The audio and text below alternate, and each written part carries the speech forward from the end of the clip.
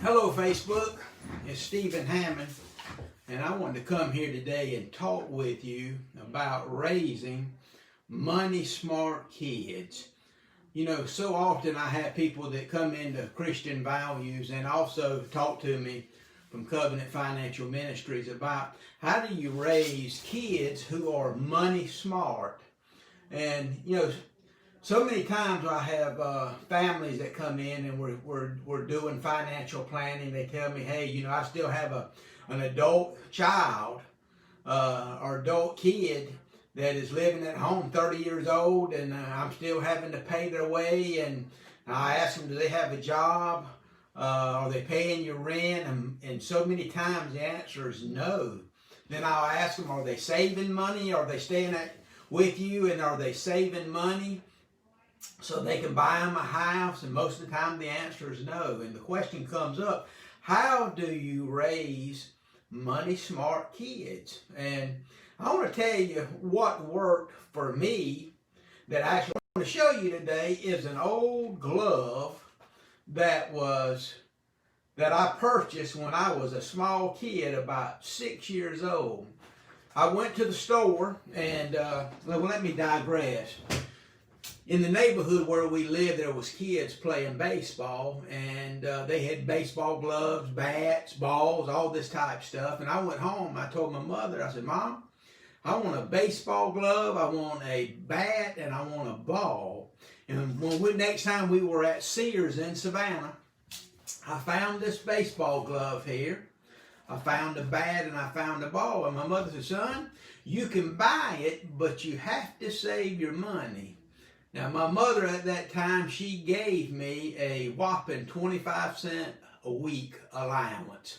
That meant this baseball glove, I don't have the ball or the bat anymore. The old bat was a Louisville Slugger. It was a wooden bat. It broke probably when I was in the 7th grade. The ball had been long gone, but this is the original baseball glove that I purchased. On the back of it, it says All Pro, and it is I don't know if you can see it here, but it is a Pee Wee model. You can see some of the old leathers coming out of it, but it's a real small glove. This cost me a little over $7 for the glove, the ball, and the bat. And my mom told me, son, you can save your money from your 25-cent allowance, and you can buy that. And what it did, it took me about 8 months before I saved the money that I could buy this. Now, it usually wouldn't have taken that long with 25-cent a week allowance, but my mother insisted that I give part of that 25-cent back to God. She was trying to teach me on how to give back to God from His goodness toward me, and that she actually inspired me that I need to be giving and paying tithes back to God. But it took me about 8 months to save up the money to buy this glove here.